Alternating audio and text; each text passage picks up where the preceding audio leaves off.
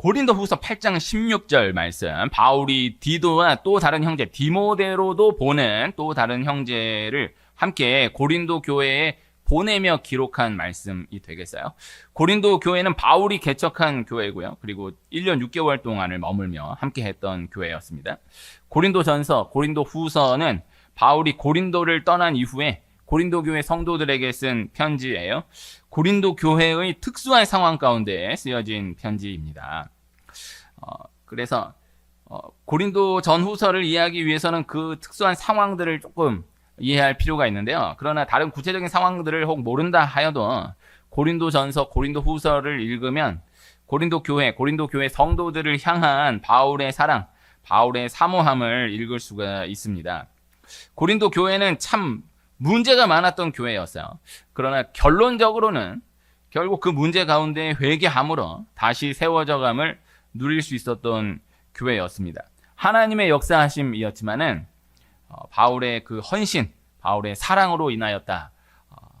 그것을 또 부인하기가 어려운 것입니다. 오늘 말씀 가운데에 고린도 교회 성도들에게 바울이 디도를 소개하면서 디도를 두고 너희를 위한 같은 간절함이라는 표현을 사용하여서 소개하는 것을 볼 수 있어요.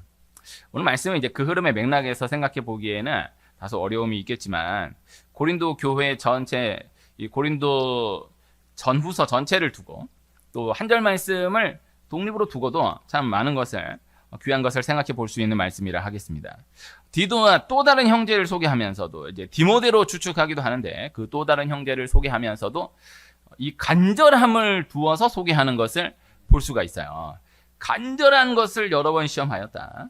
너희를 크게 믿음으로 더욱 간절한 사람이라 이렇게 소개하는 것을 볼 수가 있는 것입니다. 간절함이요. 디도를 두고서도 간절함. 또 디모데로 추측하는 그 한 형제를 위해서도 두고서도 간절함. 간절함으로 소개하고 있는 것을 볼 수가 있는 것입니다. 간절함이라는 단어가 헬라어 스푸데라는 단어인데요. 간절함, 열심, 관심, 열정, 빨리 해주었으면 하는 마음. 그래서 스푸데라는 단어인데 이 스피드라는 단어가, 영어 단어 스피드라는 단어가 이 헬라어 스푸데에서 나온 거예요. 그와 연결하여서 참 많은 뜻이 안에 담겨져 있음을 또 함께 생각해 볼 수가 있는 것입니다. 간절함이라는 단어, 스푸데에서 스피드가 나왔다. 재미있지 않습니까? 네. 제가 초등학교 때, 초등학생 때 들었던 이야기인데, 이제 저희 학교에서 달리기가 가장 빨랐던 아이가, 뭐 학생 때 달리기 빠른 거, 그래도 그때는 또 대단해 보이지 않습니까? 또 저희 때는 애들이 많았거든요. 50명 넘는데 전교생은 뭐 수백 명인데 거기서 제일 빨랐던 애니까 그 아이가 했던 얘기인데 되게 좀 우스운 얘기일 수 있는데 제가 수십 년이 지나고도 이게 남아있는, 자기가 제일 빨랐던 때는 똥 마려웠을 때였다라는 거예요. 그래서 자기가 걔는 항상 1등이었어요. 항상 1등이었었는데 제일 빨랐던 때는 똥 마려웠을 때였다. 이게 애가 했던 말이고, 또 전문적인 의미는 뭐 전혀 없겠지만은, 그래서 제일 빠른 애가 자기 경험으로 했던 얘기고, 또 한편으로는 하나의 원리로도 생각해 볼 수 있지 않은가. 이 간절함이라는 이 스푸데라는 단어에서 스피드라는 단어가 나왔다라는 것을 생각해 볼 때에 이 이야기가 생각이 났었습니다. 다시 간절함, 스푸데라는 단어로 돌아와서 예수님이 우리를 향해서, 우리를 위하여서 간절하셨다라는 거예요. 우리를 구원하시고자, 건져내시고자 하시는 그 마음이 간절하셨다라는 거죠. 그리하여서 십자가에 못 박혀 죽으시기까지의 과정을 다 통과해낼 수 있으셨다라는 것입니다. 신약 성경에 이 스푸데라는 단어, 예수님의 그 간절함을 근거로 하여서 확장된 것임을 생각해 볼 수 있다라는 것입니다. 지난 주일에 사랑의 행복이라는 말씀으로, 제목의 말씀으로 함께 했었는데, 누군가를 사랑한다라는 것, 무언가를 사랑한다라는 것, 또 사랑할 수 있는 누군가가, 사랑할 수 있는 무언가가 있다라는 것이 참 행복이다라는 말씀으로 함께 했었어요. 한편으로 이제 오늘 말씀을 지난 주일 그 말씀과 연결지어서 생각해 볼 수도 있는 말씀일 수 있지 않을까 싶습니다. 뭐 그렇게 말씀을 준비한 것은 아닌데 매 주일 새로 준비한 말씀이긴 한데 오늘 말씀을 준비하면서 지난 주일 말씀과 결국 또 통하지 않은가라는 생각을 해보게 되었습니다. 그러나 이제 더 좁혀 들어간 말씀, 더 좁게 집중되는 말씀으로 생각해 볼 수 있을 거예요. 간절함, 사모함, 조금 더 적용적으로 생각하면 절실함, 절박함. 오늘 함께 생각해 보자 하는 단어, 이 스푸데라는 단어에서 우리말로 번역돼 생각해 보면 간절함, 사모함, 절실함, 절박함. 저의 부족한 생각으로는 이러한 단어들이 그렇게 많은 매력을 나타내고 있지 못한 시대를 우리가 살고 있지 않은가. 저는 그런 생각을 해봅니다. 지금과 맞는 단어로 생각해 보면은 어떤 쿨함이 너무 딱인데 이거를 또 이렇게 번역한 단어는 그렇게 와닿지 않아요. 쿨하다라는 거예요. 요새 다 이렇게 젊은이들, 아이들로 쿨하다라는 단어를 그렇게 매력 있어 해요. 그렇게 좋은 것만은 아니지 않을까라는 생각을 하는데 이걸 뭐 굳이 번역해 본다라고 하면 뭐 차가움, 냉정함 이거하고는 정말 아니고 도도함, 담담함 뭐 요 정도로 번역해 볼 수 있지 않을까. 이런 단어들이 호소되고 있는 시대를 우리가 살고 있지 않은가. 그래서 어떻게 초점을 두느냐에 따라서 많은 것을 생각해 보고 나누어 볼 수 있겠지만은 오늘 말씀 그냥 쉽게 단순하게 나누었으면 하는 마음인 거예요. 그래서 뭐 세상을 향해서 쿨하다는 거는 뭐 귀할 수 있겠죠. 네. 그래서 이거 어마어마한 큰 손해를 봤는데도 난 예수님만 있으면 돼. 괜찮아. 이건 참 귀하겠죠. 그러나 이제 그렇게 쓰여지는 경우는 잘 없지 않습니까? 네. 우리 삶의 현장 가운데에서, 관계 가운데에서 쿨하다.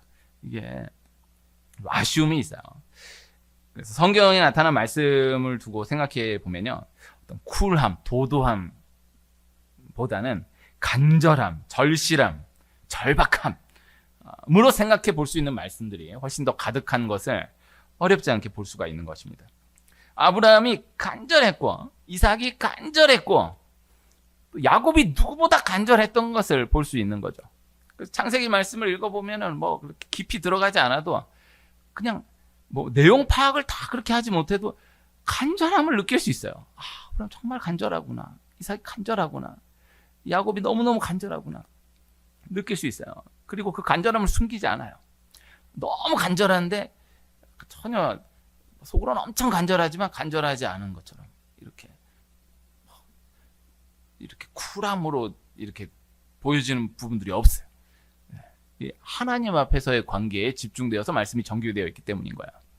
그래서 그런 얘기 하잖아요. 이렇게 백조가 이렇게 보이기에는 막 이렇게 멋있게 떠다니면서 유유히 이렇게 도도하게 다니지만은 그 수면 아래를 보면은 밑에서 그냥 이렇게 하고 있다는 게 이게 뭐 좋은 비유일 수 있겠지만은 이렇게 아무렇지도 않은 척. 그러나 속으로는 뭐 이게 한다. 그러나 이제 우리 하나의 앞에서의 말씀으로 생각해 놓고 보면은 이제 아브라함, 이삭, 야곱 그저 간절하고 또 간절함을 숨기지 않아요. 그냥 하나님 앞에 간절함 그대로를 내어놓으며 나아갔던 모습을 분명히 볼 수가 있는 것입니다. 모세가 간절했던 거죠. 그리고 모세와 함께 하게 된 이스라엘 백성들 역시도 간절했던 것을 볼 수 있는 것입니다. 하나님이 간절하게 하사 출애굽에 임하도록 인도하셨던 것을 볼 수가 있는 거예요. 그래서 이스라엘 백성들을 그저 두면은 그걸 종살이라고 생각하지 않고 그냥 원래 이렇게 사는 거다. 원래 인생이 이런 거다 하고 살았을 이스라엘 백성들에게 바로를 강팍하게 하사 정말 그곳에서 벗어나고 싶도록 그곳에서 벗어나지 않으면 정말 살아갈 수 없도록 하는 마음을 불러일으키게 하셔서 모세와 아론을 부르신 이후에는 오히려 더 큰 고역을 안겨주셔서 더욱 벗어나고 싶도록 출애굽에 대한 간절함, 절실함, 절박함을 더하셨던 것을 분명히 볼 수가 있는 거예요. 하나님이 그렇게 역사하셨던 것이다 라는 것이죠. 광야에 40년을 지나면서 가나안 땅을 더 간절하게 사모하도록 하나님이 그렇게 인도하셨던 거예요. 가나안 땅을 향한 간절함, 사모함, 절실함을 더하심으로 그 이렇게 더하여진 그 상황 가운데 하나님이 인도하여 들여셨던 것을 볼 수 있는 거죠. 신명기 말씀이 참 긴 말씀인데, 신명기 말씀이 전체 이 34장 전체 시간이 2달밖에 되지 않고요. 이 중간 토막에 이 모세의 설교만 놓고 보면요, 하루로도 보는 학자들이 있어요. 이 수십 장의 이 분량은 수십 장인데 모세가 한 자리에서 쉬지 않고 설교한 말씀을 쭉 기록한 것이다. 이렇게도 보거든요. 이것을 이제 신명기 내용도 중요하겠지만 그 시점과 그 상황을 한번 묵상해 보면 이스라엘 백성들이 이제 가나안에 들어간다. 아, 모세가 정말 마지막 설교를 하는구나. 이렇게 이제 딱 말씀을 받는 그런 상황 가운데에서 생각해 보면 설교가 너무 긴 거예요. 아, 이제 가나안 땅 들어와서 우리 하나님 잘 믿읍시다 하고 들어가자 이럴 줄 알았는데 설교가 너무 긴 거예요. 그 모압 평지가 42번의 진 이동 가운데 마지막 진인데 모압 평지가 이 광야에서의 마지막 진이에요. 그리고 들어가서 길갈, 가나안 땅 길갈이 이제 42번째. 여정으로서는 마지막이지만 길갈은 이미 가나안 땅 들어온 거니까. 모압 평지가 마지막인데 그 마지막 모압 평지에서의 시간이 너무너무 긴 거예요. 이제 마지막 진이다. 모압 평지다. 이제 들어가면 끝난다라고 했는데 그 모압 평지에서의 분량이 너무너무 많고 신명기 전체 말씀이 다 그곳에서 그 긴 말씀이 그곳 한 곳에서 그 시간 동안 다루어졌다라는 거죠. 이게 묵상으로 생각해 보면 아, 이제 금방 들어갈 줄 알았는데 하나님 그렇게 몰아가시는 거예요. 왜? 더 사모하도록 하게 하기 위하여서. 정말 이 아주 안달나다. 그러니까 다 아멘으로 받는 거야. 그냥 아멘 받는데 들어가기만 하면 진짜 잘 믿겠다고 하는데 그걸 놓고 계속해서 설교하고 있는 그 모세의 마음, 그러한 상황을 두신 그 하나님의 마음을 생각해 볼 때에 하나님이 더 간절함, 이 사모함을 두게 하심으로 일으키게 하심으로 그 상황 가운데 가나안 땅으로 인도해 들이셨던 것을 볼 수 있다는 거죠. 그 모든 과정 가운데 또 모세를 이어서 여호수아, 갈렙이 너무나 또 간절했던 것을 분명히 볼 수가 있는 것입니다. 가나안 정복 후에는 하나님이 이후에 모압, 암몬, 미디안, 블레셋 등을 통하여서 계속해서 그 구간 간절함을 두게 하시사 건져내시고 역사에 가셨던 것을 또 볼 수가 있는 거예요. 그리고 그 구간 가운데 계속해서 세우셨던 사사들 역시 기드온, 입다, 삼손 다 너무나 간절했던 사람들. 삼손이 사사기에 기록된 사사로는 마지막 사사인데 이때 이스라엘 백성들은 블레셋에게 이 압제를 당하였을 때 벗어나고자 하는 마음 자체가 없어요. 그냥 블레셋에 압제 당하면 사는 거다라는 것을 당연히 여기고 그러나 압제 당하며 사는 것은 전제하되 좀 덜 힘들면 좋겠다. 그냥 종살이로 살아가는 것은 당연하되 조금 덜 괴롭혀주면 좋겠다. 이런 마음으로 살아가는 거예요. 삼손 혼자서 우리 이렇게 살 수 없다라는 거예요. 이 압제 벗어나야 한다라는 거예요. 우린 블레셋의 종이 아니다라는 거예요. 이스라엘 백성들이 삼손을 환영하지 않는 거예요. 너 좀 조용히 있으라는 거예요. 가만히 있으라는 거예요. 우리 종 맞다라는 거야. 우리 종 맞고 블레셋이 이 정도면은 괴롭힘이 그렇게 악랄하지 않으니까 이렇게 조용히 살자라는 거야. 삼손은 그럴 수 없다라는 거야. 우리는 하나님의 백성이다. 이 일은 블레셋의 압제에서 살 수 없다라는 거야. 혼자 일어나는 거야. 이스라엘 백성들이 삼손을 묶는데 삼손을 묶어가지고 저희는 블레셋에게 전혀 대항할 마음이 없습니다. 얘 혼자 난리치는 거예요. 얘만 처리해 주세요. 그걸 삼손이 거기서 이걸 끊고 그 블레셋 사람들을 혼자 상대해서 다 죽이는 거예요. 여기서 이스라엘 백성들이 일어나기 시작하는 거예요. 야, 우리 오랫동안 완전히 소멸되었던 그 간절함이 다시 일어나기 시작하는 거야. 아, 우리 다시 일어날 수 있겠다. 일어나게 되는 거예요. 삼손의 이야기가 하반이 참 아쉬움이 많지만은 그러나 이 마지막 때 이 바람을 반드시 기억해 둘 수 있어야 하는 것입니다. 적어도 이스라엘 백성들은 삼손에게 함부로 이야기할 수 없어요. 삼손이 아니었으면 이스라엘 백성들은 그냥 그렇게 끝나는 것이었는데 삼손을 통하여서 그 간절함이 다시 살아나게 되었다는 거죠. 하나님이 간절하게 하심으로 역사하셨던 사람들이었고 하나님이 간절하게 하심으로 역사하셨던 순간순간들이었던 것을 분명히 볼 수가 있는 것입니다. 사사시대에서 왕정을 이어주었던 사람 한나, 너무나 간절했던 사람. 이 한나의 간절함은 그저 한 여인의 간절함이 아닌 거예요. 이스라엘 역사의 가장 암흑기 때 홀로 간절했던, 홀로 하나님의 마음으로 간절했던 사람이 한나예요. 한나가 아이를 달라고 하나님 앞에 기도했던 그 기도는 그저 아이가 없는 여인이 아이를 달라고 한 그 기도가 아닌 거예요. 이스라엘 백성들을 향한 하나님의 간절하심, 하나님의 안타까워하심이 그 여인 한나를 통하여서 드러난 것이다라는 거죠. 그 한나, 너무나 간절했던 사람, 그 간절함을 통하여서 그 간절함을 지나서 태어난 사무엘, 또 그 사무엘이 기름 부었던 다윗, 다 간절함의 사람들. 다 이후에 엘리야, 엘리사, 이사야, 예레미야, 모든 하나님의 사람들 다 간단하게 정리하면 다 간절함의 사람들이었다라는 것이죠. 간절함으로 생각할 수 있는 가장 귀한 두 사람은 삭개오와 주님의 옷자락을 만진 여인으로 생각해 볼 수 있다라고 생각됩니다. 삭개오가 예수님 얼굴 한 번을 간절히 원하잖아요. 다른 거 원하지 않고 그냥 얼굴이라도 한번 봤으면 좋겠다. 그래서 돌무화과 나무 위에 올라가요. 그만큼 간절하게 예수님의 얼굴 한 번을 원하는 거예요. 그 돌무화과 나무 위로 올라간다. 그 문화 가운데에서, 그 상황 가운데에서 삭개오의 그 지위를 두고 생각해 볼 필요가 있어요. 그냥 나무 위에 올라가서 예수님 얼굴 보려고 했다. 그렇게 간단하게 볼 수 있는 상황이 아니에요. 자기 모든 것 다 내려놓고 예수님 얼굴 한번 보기 위해서 그 열정을 가지고 그 간절함을 가지고 올라갔던 그 삭개오의 마음을 읽을 수 있어야 한다는 거죠. 주님의 옷자락을 만진 여인이 12년 동안 그 병에서 벗어나고자 하는 간절함이 식어지지 않잖아요. 12년, 나는 원래 이러고 사는 거다. 나는 혈루병 걸린 사람이다. 내 팔자다. 이렇게 살지를 않잖아요. 12년 동안 어떻게든 계속해서 벗어나고자 하는 이 움직임이 끊이지 않는 거예요. 이 간절함이 식어지지 않는 거예요. 그 상황 가운데 예수님의 옷에 손을 대기만 해도 낫는다라는 믿음을 가질 만큼, 또 그렇게 예수님이 뒤에서 옷에 손을 댈 만큼 간절함, 절실함, 절박함이 있었다라는 거죠.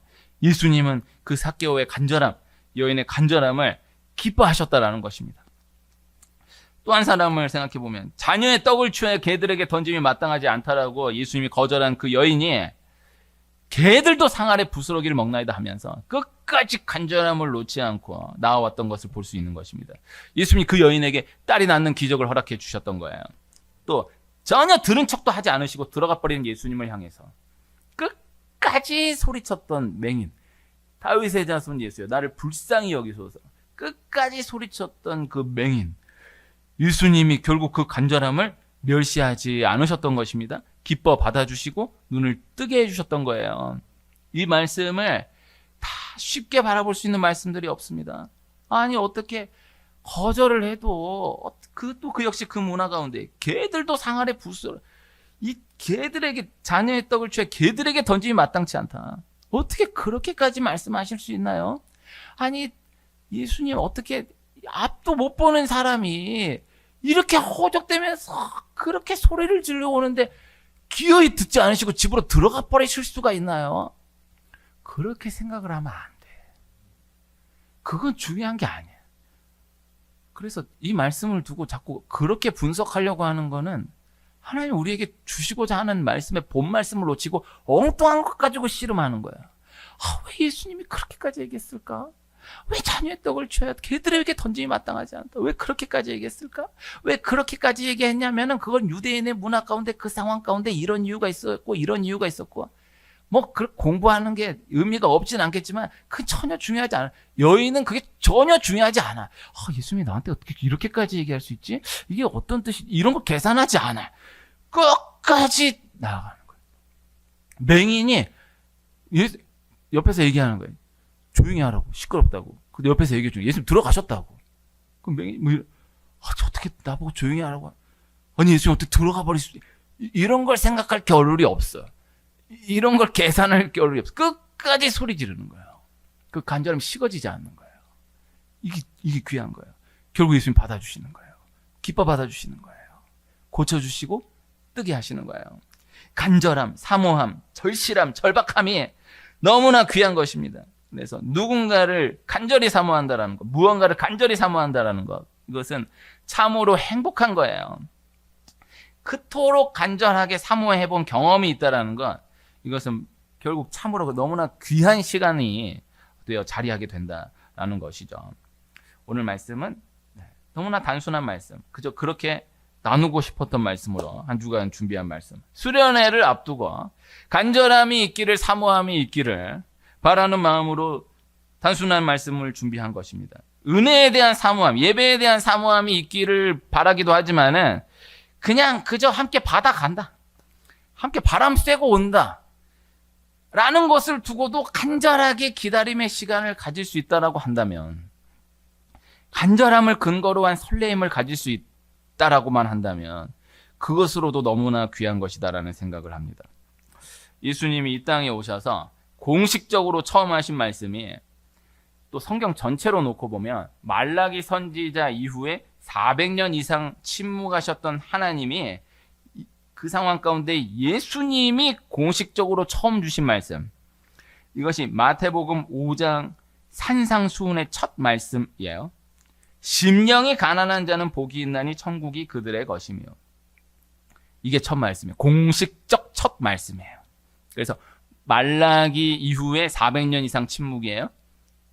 마태복음 열리면서부터 회개하라 천국이 가까이 왔느니라 말씀이 열려지고, 세례 요한도, 예수님도 그 말씀을 받아서 말씀하시지만 공식적 첫 말씀으로 온 회중이 딱 주목한 그 가운데에서 무엇이라 말씀하실까 했을 때 첫 말씀이, 공식적 첫 말씀이 심령이 가난한 자는 복이 있나니 천국이 그들의 것이며.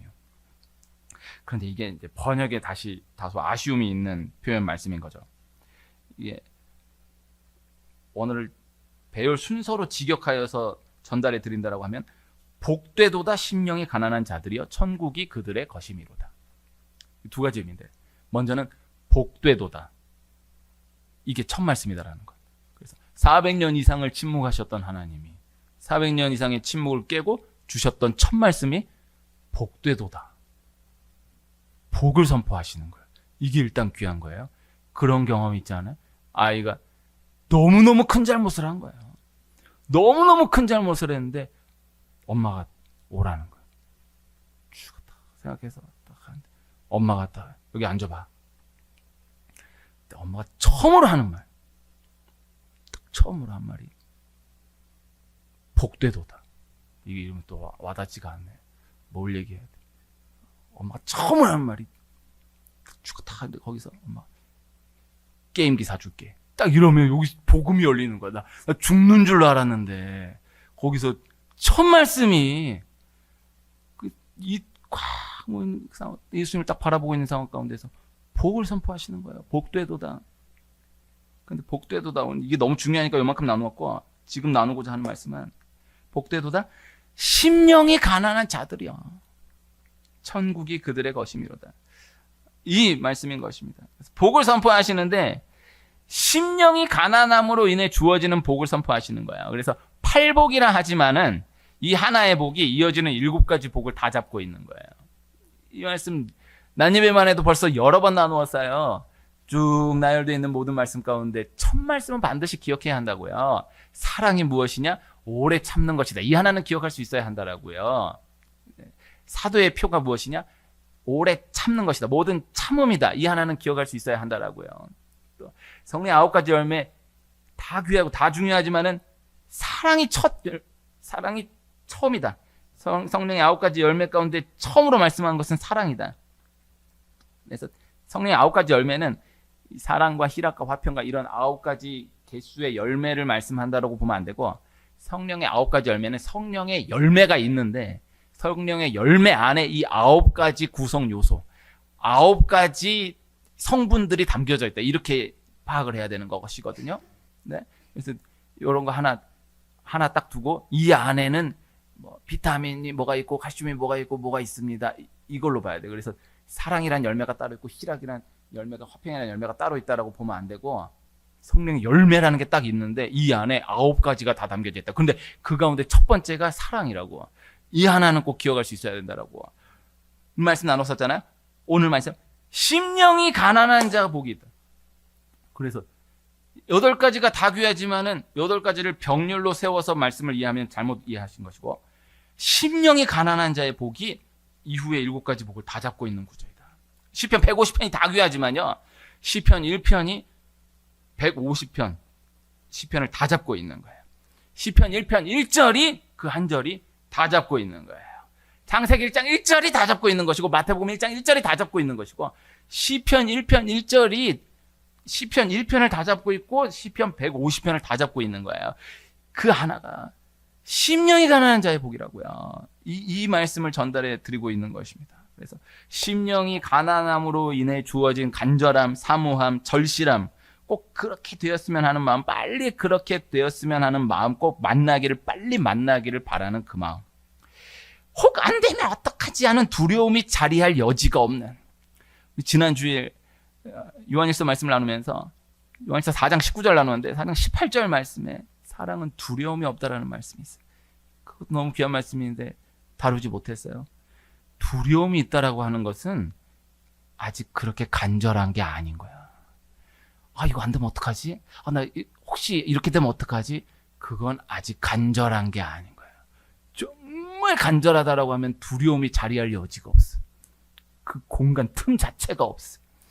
어떤 아쉬움이나 부족함, 실망감, 이렇게 바랬는데 이게 안 돼, 이런 실망, 이런 게 조금이라도 있다는 건 아직 그만큼까지 간절한 게 아닌 거야. 내가 그렇게 간절하게 소원했는데 이게 이렇게 됐어. 그러면 안 돼.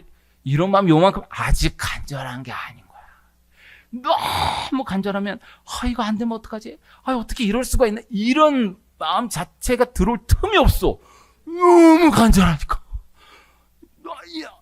그 술버릇이게 여인이 그래도 말씀을 어떻게 해도 저렇게, 이건 간절한 게 아닌 거. 그건 바깥에서 말씀을 보는 사람들이, 구경하는 사람들이 저건 좀 아니지 않나? 그 술버릇 여인한테 야, 너 이런 말을 듣고도, 그건 바깥 사람이 하는 얘기고 그 사람은 이런 게 전혀 없어. 이만큼 어떻게 저런, 이런 생각 자체가 전혀 없어. 끝까지 가는 거야.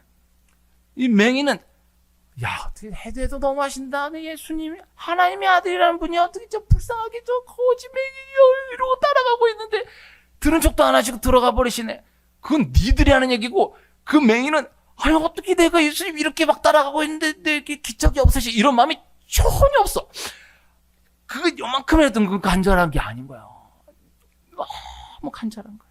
그래서 이런 두려움, 실망감, 어떤 부족함, 아쉬움, 이런 것들이 이만큼이라도 틈탈 수 있는 여지가 전혀 없는, 그저 바라는, 그저 그대로를 갈망하는 그 마음을 말씀하는 것이다라는 것입니다.